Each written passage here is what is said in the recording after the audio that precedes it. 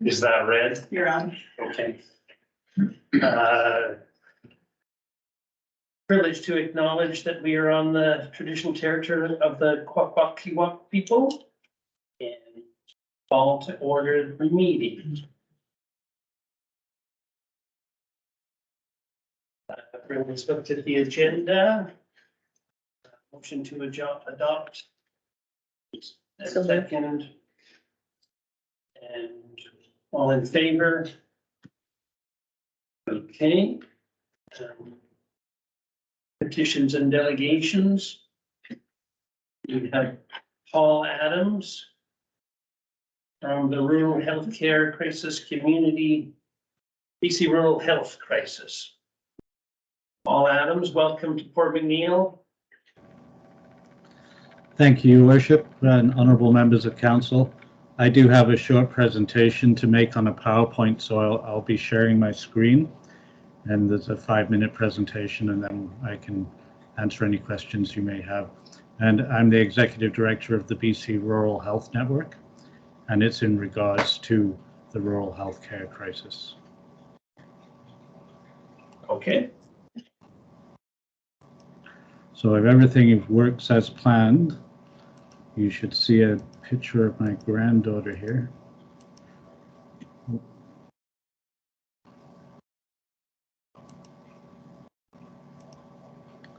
It's telling me I'm unable to share my sound. Hold on a second, sorry.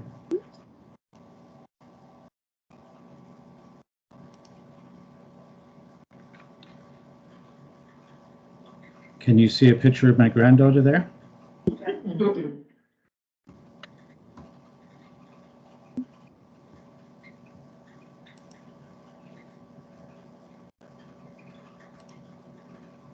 Thank you, Your Worship, and honourable members of council for the opportunity to meet with you today. I am presenting today from the Upper Similkameen and the traditional territory of the Silks First Nation, home to the Upper Similkameen Indian Band, and just outside the community of Princeton, BC. We have come today to request your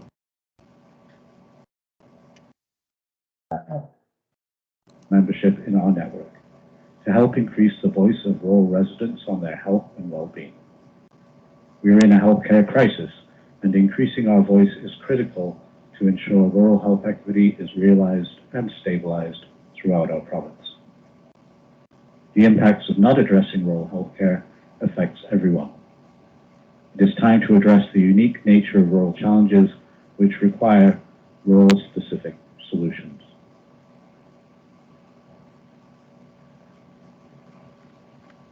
We are a collective of individuals, rural health advocacy groups, rural volunteers, rural healthcare providers, rural research groups, and nonprofits who provide rural programming and support. The group originally formed as a collective of local advocacy groups who championed rural health during the centralization of services. We have grown, and we are growing rapidly. Our purpose is to share successful strategies in an effort to address rural healthcare concerns.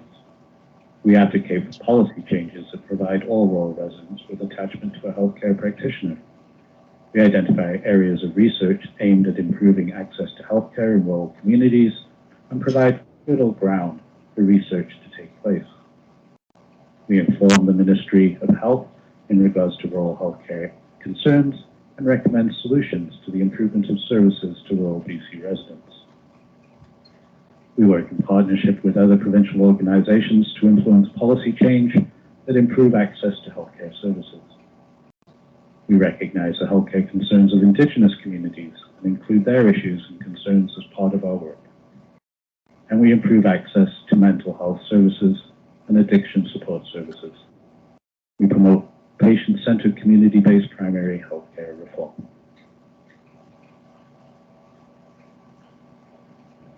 We are a conduit of communication.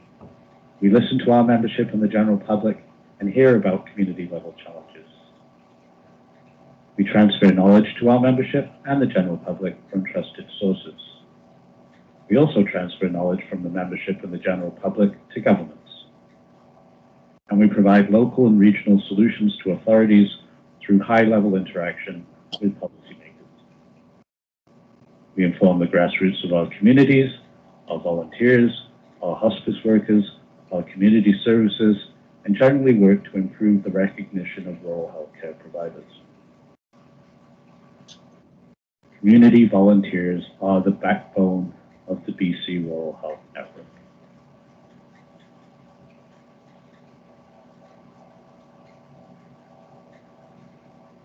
We advocate for equity in health outcomes for all British Columbians, for the ability to live in place in rural BC, for a robust public healthcare system, for science-based management and solutions, and for community-centric care and community-based health management teams. We are apolitical, we are solutions-based, and we are a registered charity. We are here today to ask you to join us. Your community voice is needed and wanted by our network. As the saying goes, once you've visited one rural community in BC, you have visited one rural community in BC. Each community in rural BC is unique and has its own unique problems and solutions.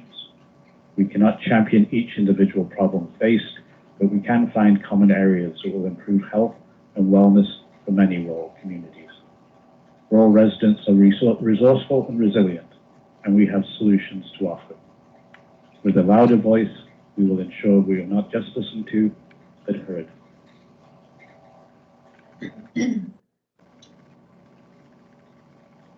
So with that, I would like to thank you all for your time, and if you have any questions, we are happy to answer.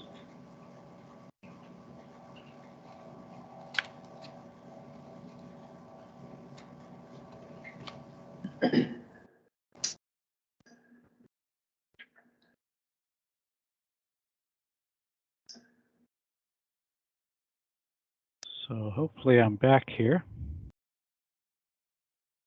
Yes, you are.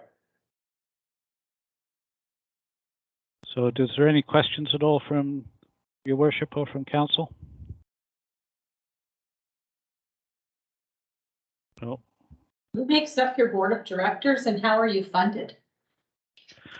So we currently receive a small grant through the Rural Coordination Centre of BC, which is Rural Physicians and Researchers. Can you still hear me okay? Yes. The video link seems to have broken, so apologize for that. I'm going to try and stop this here.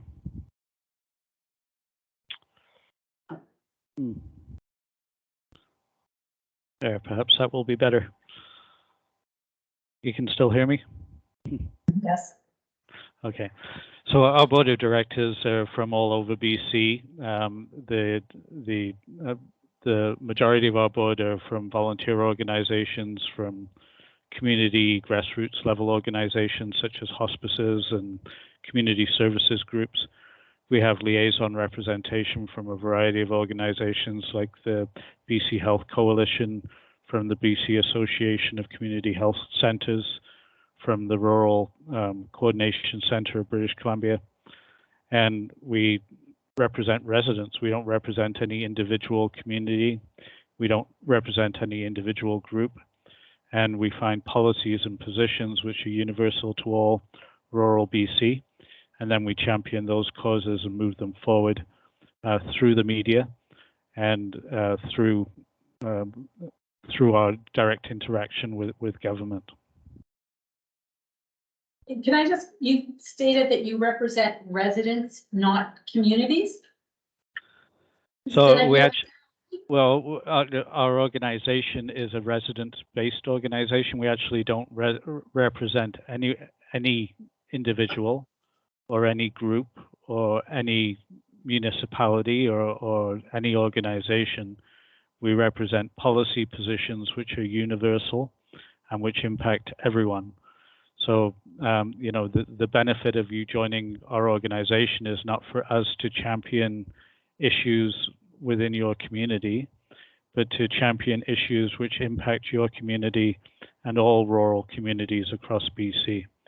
So, for example, when we're looking at recruitment and retention in rural BC, we need new mechanisms to retain physicians in BC. When we look at travel and expense, we need to make sure that residents aren't negatively impacted by having to travel outside of your community in order to receive those services.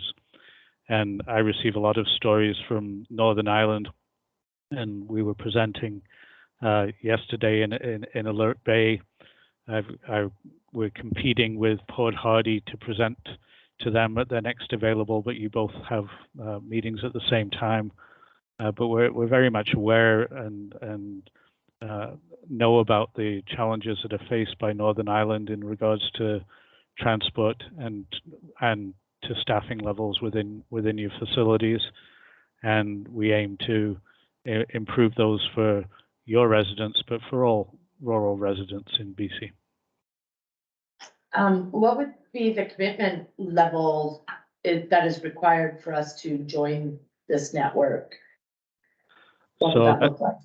So that's another thing, is we're not looking for any group to fund the organization. We are seeking core funding from government and from other organizations. Our membership fee is $50 per year. So you are joining a united voice on policy and position papers which are supported by evidence. And we have an implementation committee. So your engagement in the network is completely up to your community. If you wanted to take a back seat and allow us to do the heavy lifting, that's certainly the way that some communities decide to engage, and others want to get directly involved and provide input into decisions being made. And we have a implementation committee, which is a body of, a diverse group of people, but it's chaired by Dr. Jude Cornelson. She is a resident on the Gulf Islands, but she is a professor at UBC at the Center for Rural Research. And she has been challenged over 20 years of trying to get her research placed into practice. And we're now starting to see some of the results from the work of that committee, which meets regularly and has a full suite of position papers that we are using the media to put forward. Tomorrow morning, 7 o'clock, I'll be on CBC on the island and with Gregor out of Victoria, and talking about some of the challenges with the Port Hardy situation, transportation on the West Coast situation, and other pertinent issues to Vancouver Island. So we do focus on problems that arise through the province, but our solutions are there to provide a solution for residents throughout the province. And do you guys consult or meet with our regional health network that we have that's already established on the north end of the island? Yeah, well, we have board members on the island who engage. So Mount Waddington, for example, and I was just at a meeting last week with the Clayoquot group health network and talking about the West Coast challenges, and I'm joining that group as our network. But Jane Osborne, you might be familiar with, is an advocate on the island who deals with restorative justice and a variety of issues pertaining to all kinds of health-related issues on the island. But she is on our board of directors and is based out of Nanaimo. And again, we're expanding and we're growing daily. And the more members, the more information we receive, and the better our knowledge is of the situations happening within specific locations. But again, we're quite familiar, and I get some pretty terrible stories, to be honest, out of your community in regards to maternity care and people having to travel to Campbell River and elsewhere to have to stay, and births moving out of the community. So again, we're trying to find equity in health for all residents through our approach. And we're solutions based. We're not coming and just saying, oh, well, we have a problem. fix it. We're saying we have a problem. Here is some input from the rural residents of BC on how to fix it. Let's work together on creating solutions. Thank you. That's good for questions. If I could offer you one suggestion tomorrow, Paul, when you're on the CBC, please don't err on the side of politeness when dealing with Island Health. It doesn't get them, you get no traction doing that. So if you'd like to risk being controversial, please do so. Okay, well, I'm fairly pointed and Good to hear. and to the point. So you know, we've been doing these media rounds now for several months, and I've been doing them for many years with different hats. You know, the challenge that we have with media, the nice thing about doing a live interview that we'll be doing tomorrow is the words that come out of my mouth are the words that people hear. The problem that we often face is we get recorded interviews and they like to take a very short snapshot of what you say and put it out of context, and that also creates problems. But in regards to Island Health, you know, again, we're not looking for fights. We're looking for solutions and to create relationships to grow those solutions. And, you know, we face similar challenges with all health authorities throughout the province. And I have to say, out of all of the groups that we work with, Island Health is actually probably one of the more progressive in working with residents as opposed to some of the others. And that may give you some dismay, but it kind of maybe gives you some reflection on how bad it is out there. Because, you know, people in Northern Health and people in the interior are also facing similar challenges, and they really do feel alienated completely from their health authority. Not to say that you don't, but yeah, the challenges are not unique to the island. Good stuff. Okay, well, we will take your report under advisement here, and we'll be in touch with you. Well, we'd certainly appreciate if you could join our network. Increasing the voice when we go into these meetings and discussions at the highest levels really does help if we have some of the most vulnerable communities behind us. So I appreciate your time this evening, and I hope you have a good meeting. Great, thanks. Thank you. Thank you. Good night. Night. All right. Informative. I actually Googled the organization and read through their board of directors. Oh, interesting. All right.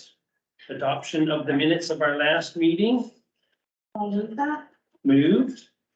Second. All in favor? Correspondence, nothing on the table. And reports. Council portfolio 2023. Everybody is equally mad at their appointments. That's the intention. No one's thrilled or else there's trouble. Good. You're good? I'm good. Well, give her something worse then. Yeah, I was gonna take off the smile. You're in charge of the signature. Maybe we could just think about transition. I know we're just in the first quarter, but think about transition. Because if there is a portfolio that you just like the alternate thing and Yeah. who comes next and trying it out like that, we could start thinking about that. That's probably a good way to get some continuity. Let's consider a work in progress. Okay, Living documents. all right. Do We need to, we need to approve that or do anything with it? We're good. this is good. There we go. And we have Shari Amon's animal control report, which I'm presuming everyone has read. So we won't need to take up the valuable evening for these youngsters in the room. Other. That's you, Peter. Yeah, I do. Okay. Any comment or anything on the sharing report? No, presume it's, I think I read it in there, it's going to the budget meeting anyways, some of the requests there will show up in our budget. Okay. The renegade guinea pigs didn't upset anybody? Did everything up there. Okay. Bylaws, old business. Oh, do we need to? No, we need to accept that. Okay. And let's see. We moved file, right? Receive and file? See the file. There you go. Okay. Then we're ready for questions. Now make a motion to go in camera under section 90A Okay, in camera and E. Sorry. and E. I'll second that. Okay. All in favor? That brings that meeting to a close, except for the question. Which, because we've got these youngsters in the room and I don't want them sitting nervously going, oh, what am I gonna say when I go next? You always do the hard stuff first. So welcome, introduce yourselves and tell us what brings you here. My name is Tyler, and we're here to ask for us crosswalk. Tyler, is that Tyler with a G in it? Okay. All right, welcome, Tyler. Crosswalk, and yourself? I'm Taylor. Taylor, okay, no G's in that either? Ah, okay. I have a few. Okay. to read? Yes. Please. We are here to ask council a question. We would like to get a crosswalk connecting to Sunset Place and Ryan Road. Today I was walking back home from school. There was a girl behind me. When I was crossing the street, I looked behind me and I saw a car that came around the corner. The girl was just crossing the street. Luckily, the car was able to see her just in time to slam on the brakes. Even though the car stopped, we do not want any more close calls. There are 10 children who currently live on our street. This is why we are here today to ask for a crosswalk. Well done. That's excellent, you guys. That was really good. Coming and participating at that. That's how things get done. Yeah. So we were talking a little bit about this, thinking that we've heard about this crosswalk. And Michelle was explaining a bit to us, and Leanne was chiming in with a few things. But what about if it was down at the junction of Kinkham Street? Would that be acceptable to you guys? There's no sidewalk on the right hand side. No, yeah, So yeah, that's also a danger point. They still have to cross to get to the sidewalk. So if you put it down by the Kingham, they still are in, they're not on a sidewalk, safety space. right. Okay, well, you certainly brought it to our attention, so They've got We- pictures too. the pictures. I don't know they're decent. Let's get some pictures out. For us who don't read so well, that's really helpful. Pass them around. Yeah, they're just like, where's on? You didn't bring a drone with you?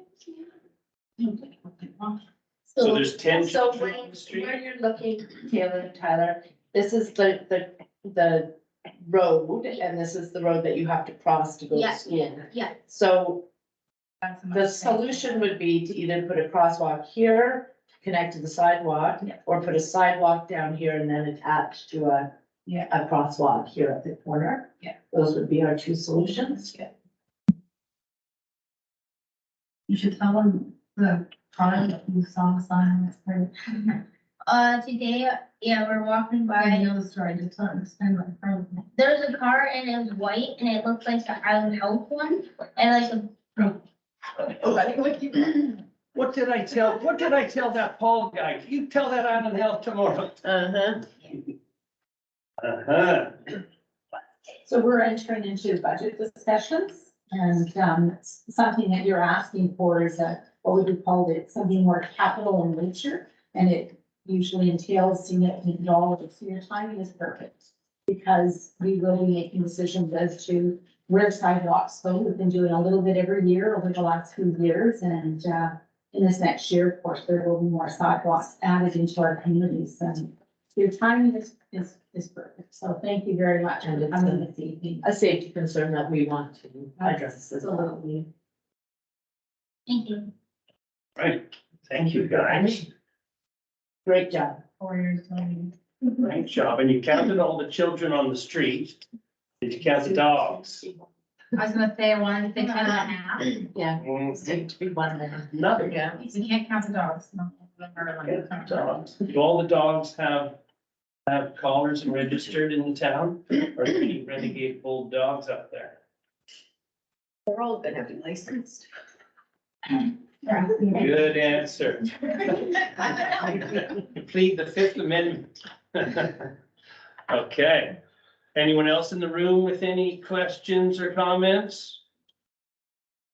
I'm just wondering, so when we come to the meeting, can we bring concerns or like at what, can we just talk and have questions or at what point, like this is new, right? So I'm just curious how Baking, this you works. can bring baking. Okay.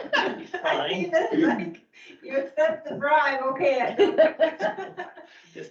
For anyone who doesn't know, this is Peter and Tina, who I know a little bit, so that's why I can have a bit of fun.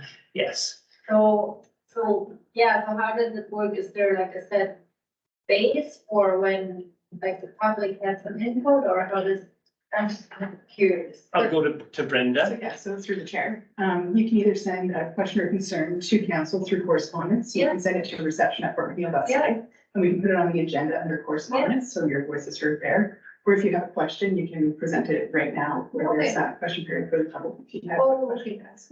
Okay, and so that's like a space set aside for questions. Oh, okay. Or if you need, if you have a bigger concern, you can ask for delegate. Sorry, yes. For delegate status. Like Paul Adams gave his presentation today on the BC rural. Okay, yeah. Yeah, if you had something bigger that you wanted to present, we could put you.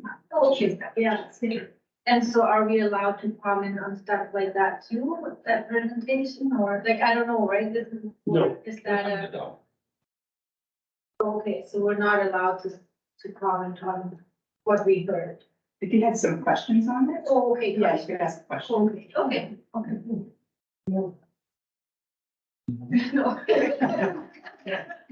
Okay, but.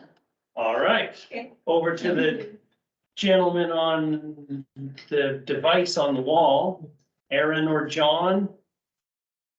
Are you just bored on a Tuesday night?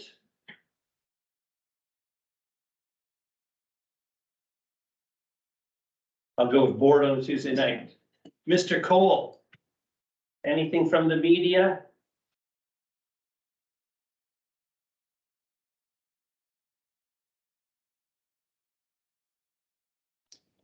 No, thanks. I think I put it in the chat there. No questions.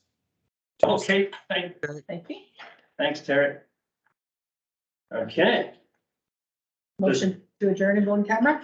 motion to adjourn and go in camera then. Second that. So now we go into our private part of the meeting.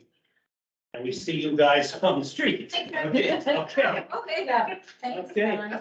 Thank you, Taylor. Thank you, Thank you. Tyler. Thank you. Yep. Okay. That's